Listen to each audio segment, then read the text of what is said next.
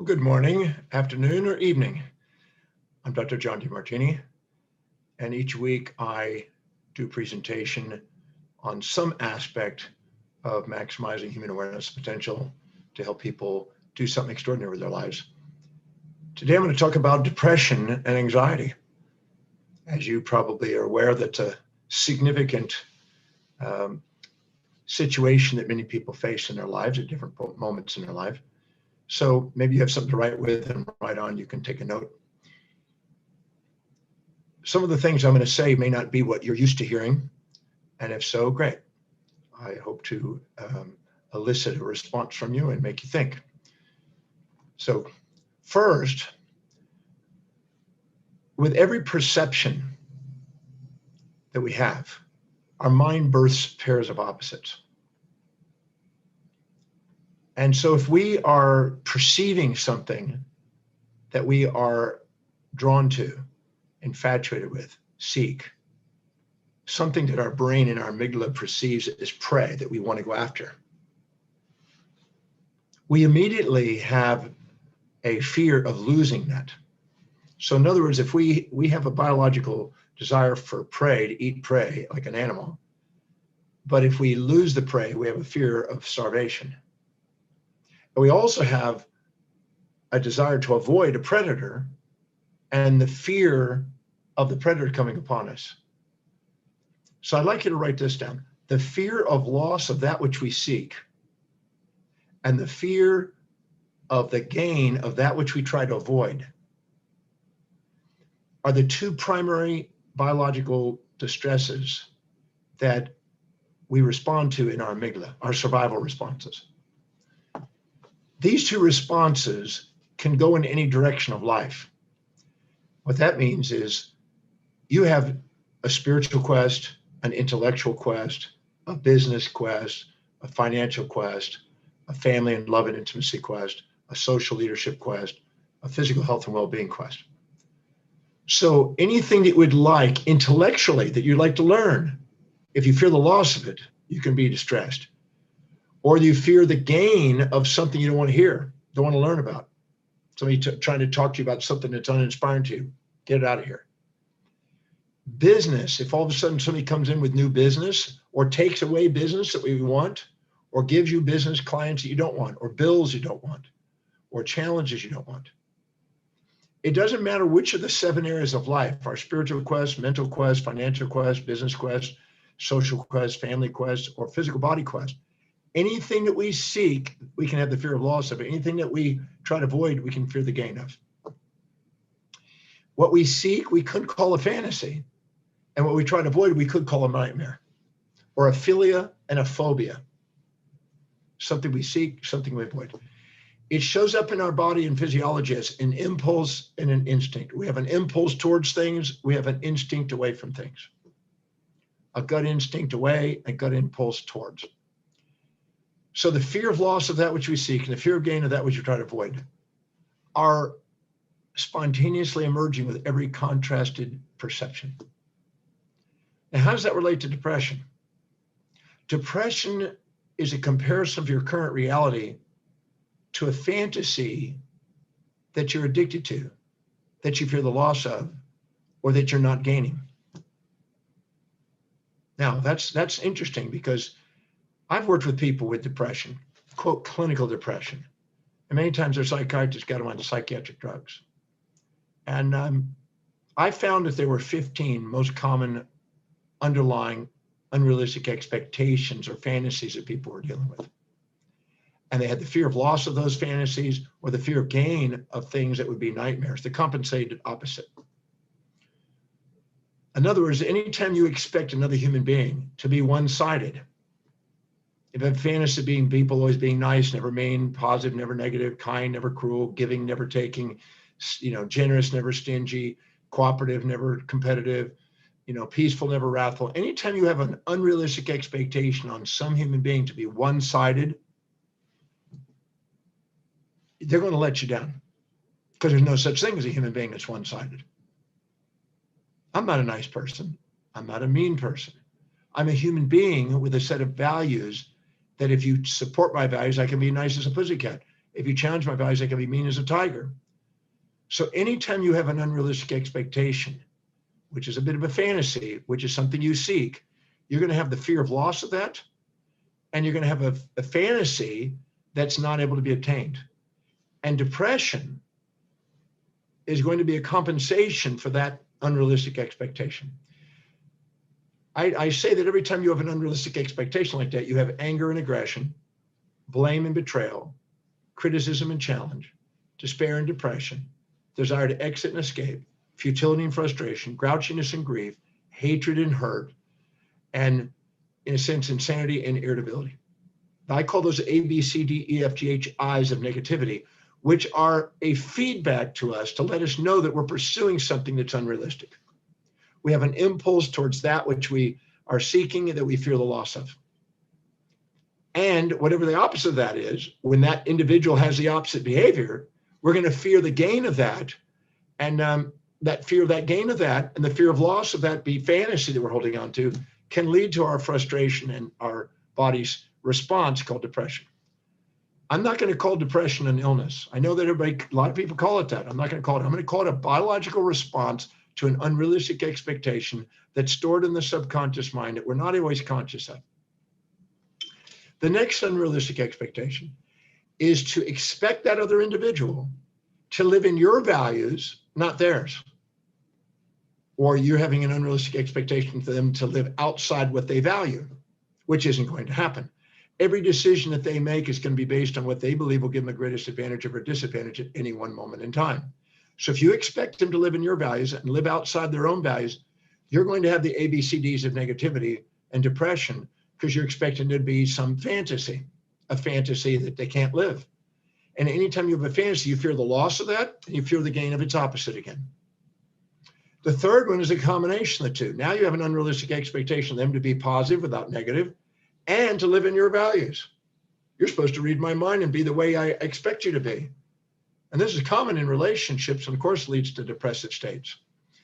Now, if you put all three of those together, you got a double whammy, an unrealistic expectation that will be one-sided, an unrealistic expectation that they'll live in your values or outside their own values. Number 4, an unrealistic expectation on yourself to be one-sided. You live in the delusion you're supposed to be a positive thinker all the time. Always positive, never negative, always kind, never cruel, always giving, never taking, always, cooperative, never competitive, always peaceful, never wrathful. Anytime you expect yourself to be a one-sided individual, it's a delusion. There is no one-sided individuals. The entire positive thinking mentality has screwed people up because it's made them think that they're supposed to be one-sided. It's childish. It's an amygdala response. Our amygdala wants to avoid pain and seek pleasure. So we sell the fantasy to people. It's an opium of the masses of a one-sided world. Not going to happen. Never has. It's not going to. So you might as well ground yourself and grow up and face the reality that there's two sides to life.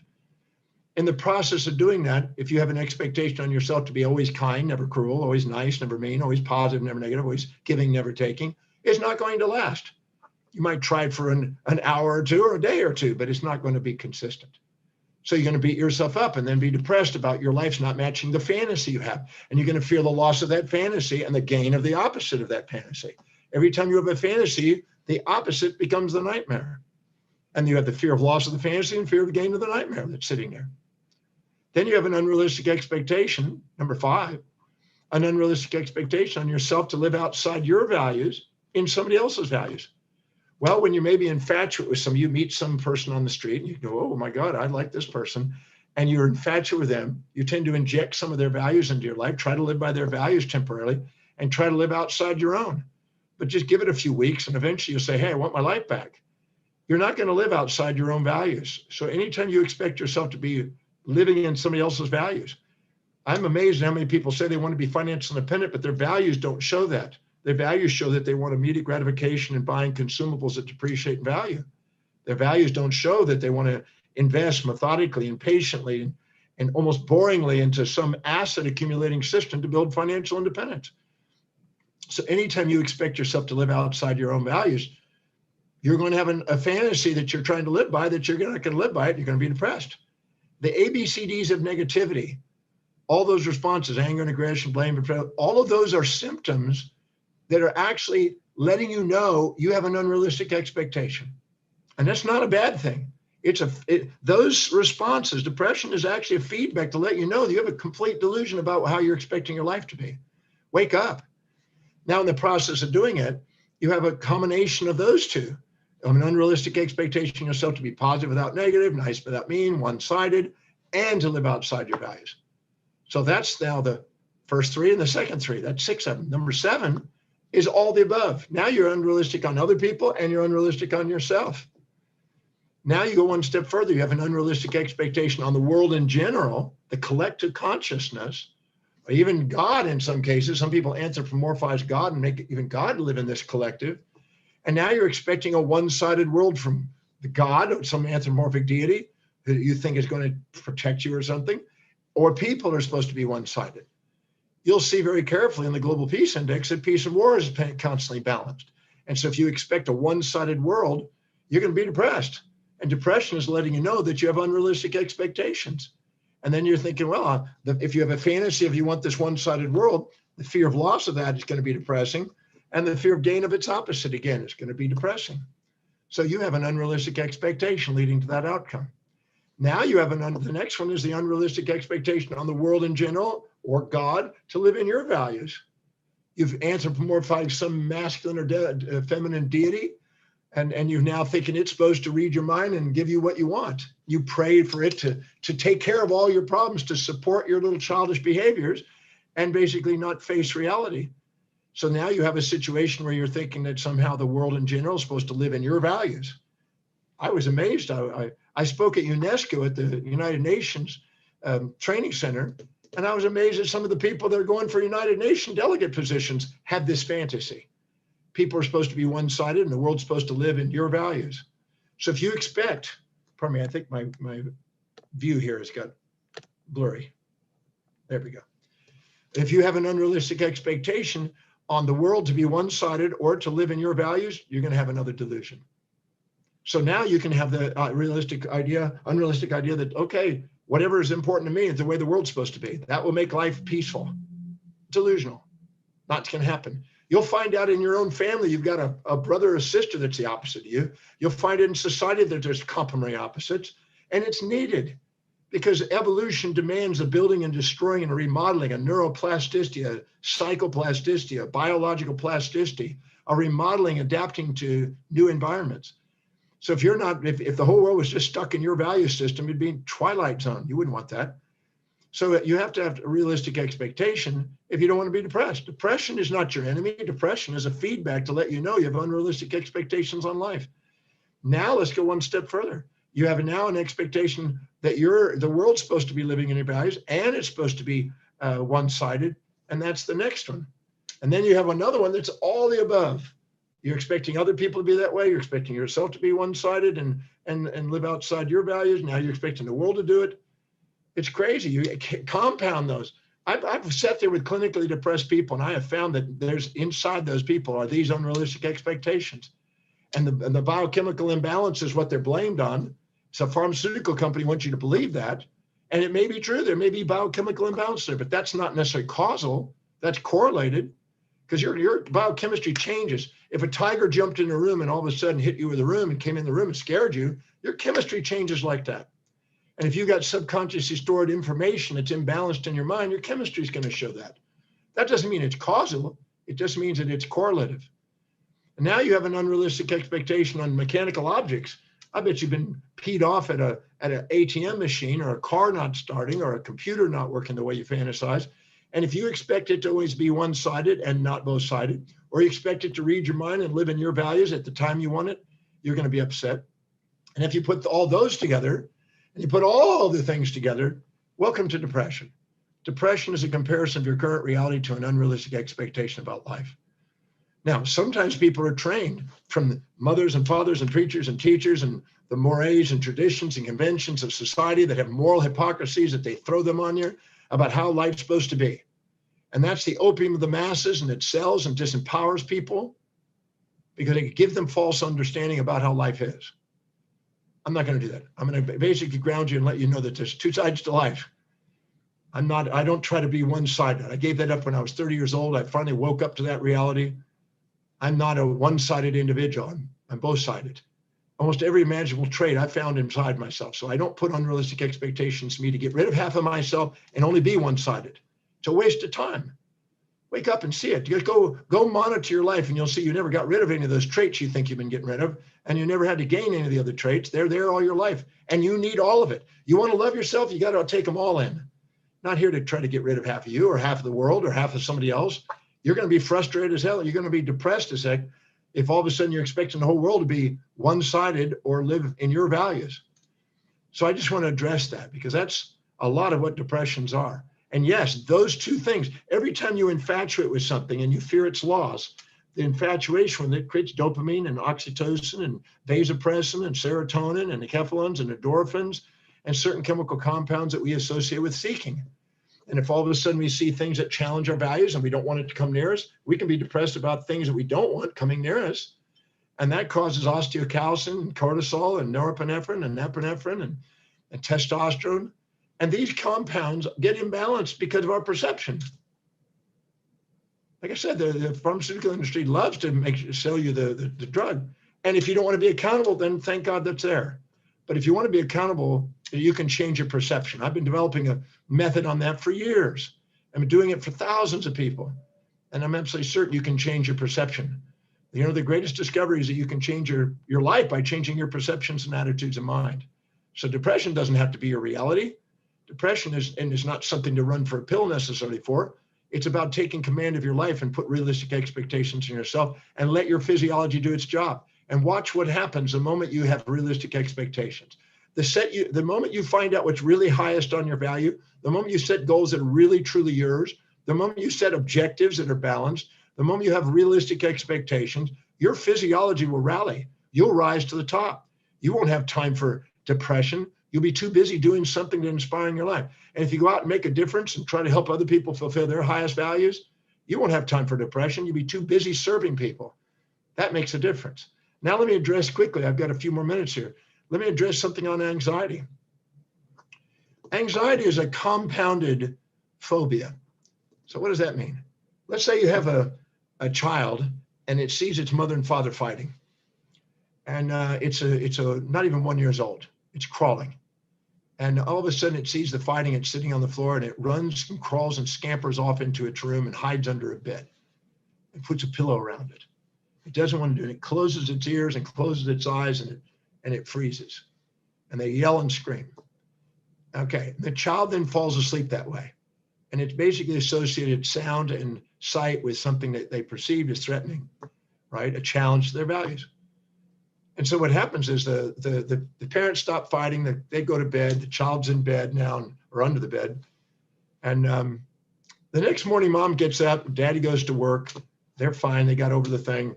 Mom now comes and takes you to the grocery store. And then all of a sudden you're in the grocery store, mom's got you in the little push cart.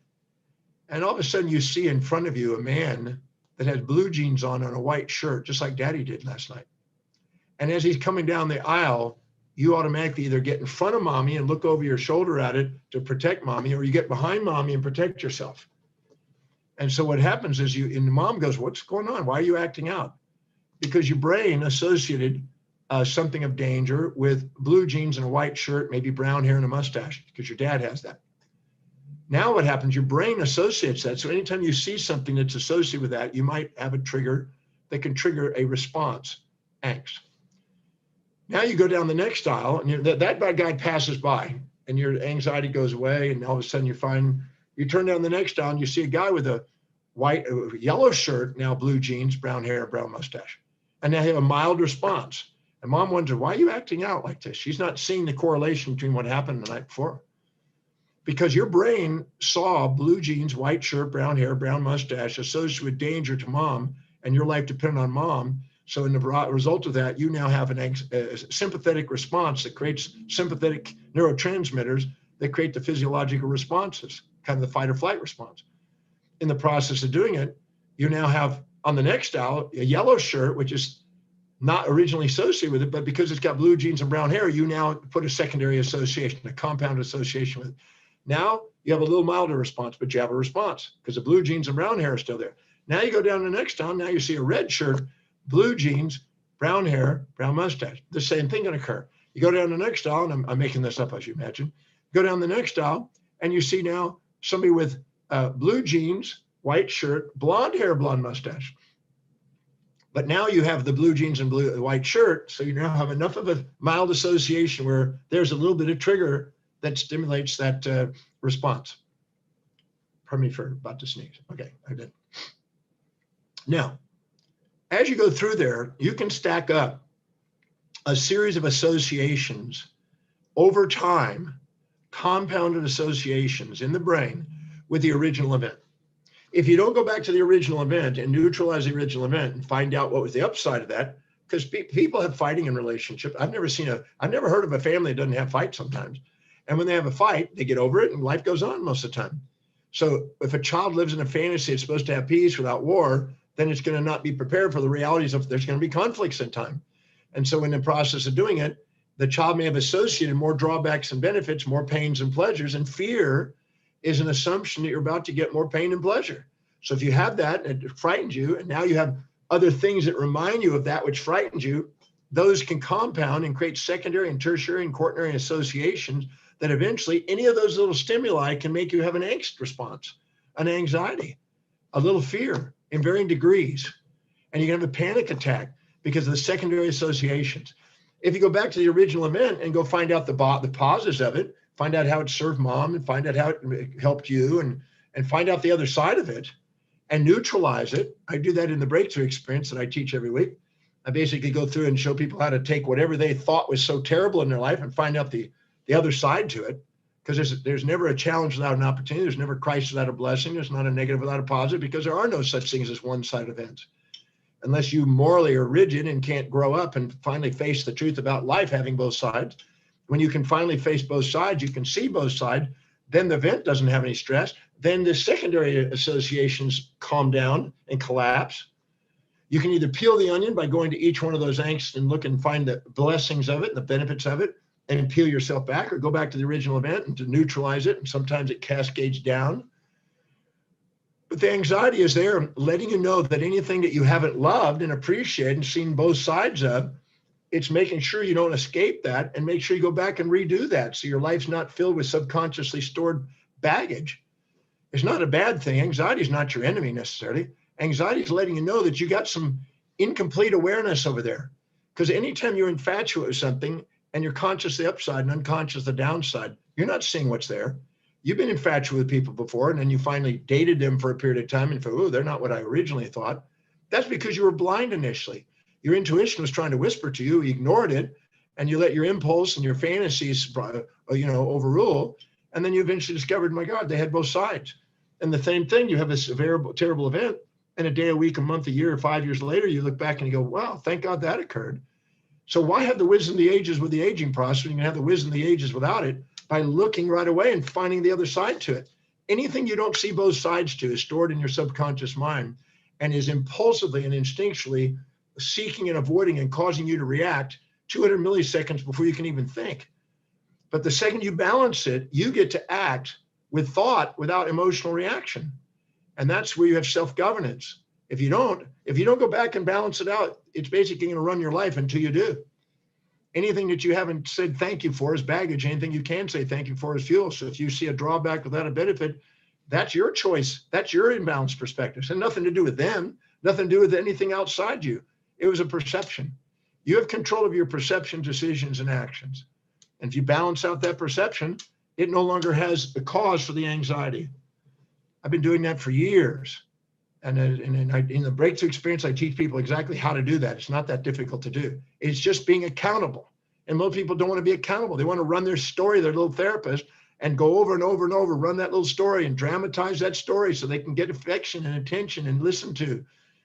That's foolish. What's wise is actually being accountable to see both sides of your life and quit living in fantasies that life's supposed to be one-sided.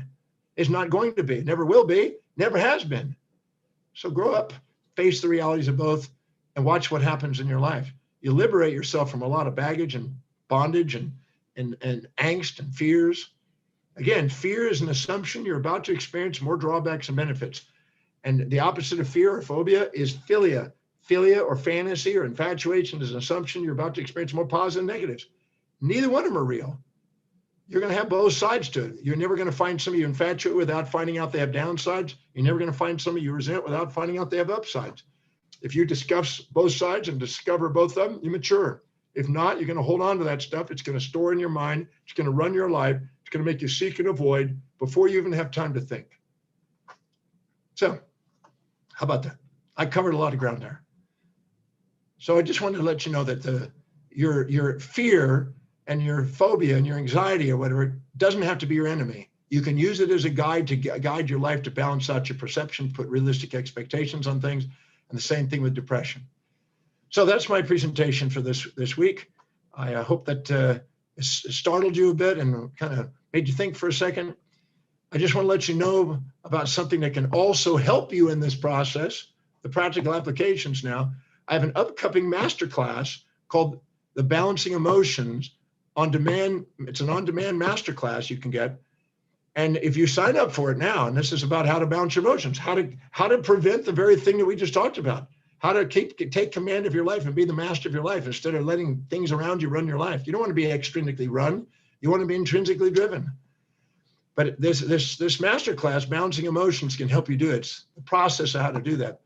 And if you sign up for it now, you'll receive a free gift called Awakening Your Astronomical Vision, which is about expanding your vision and giving yourself permission to do something more extraordinary in your life. You're only going to grow based on the size of your vision. If you don't have an astronomical vision, don't expect a global effect. And today with the internet, we're global and someday solar. But in the process of doing it, this program, the Awakening Your Astronomical Vision, I'm absolutely certain is a mind blower. Listen to it. You're going to listen to it 5 or 6 times, I promise you. And go listen to that and sign up for the program, the masterclass, Balancing Emotions. They'll help you. They'll help you break through these anxieties, these depressions, and make you kind of ground yourself about reality, about human beings, and help you break some fantasies about how life's supposed to be. Remember, when you appreciate the way life is and not keep comparing it to a fantasy of how it's supposed to be, you can appreciate your life. It's a pretty amazing life if you do. Anyway, this is Dr. Demartini. Until next week, have a fantastic week, and just know that no matter what happens in your life, it's on the way, not in the way. See you next week.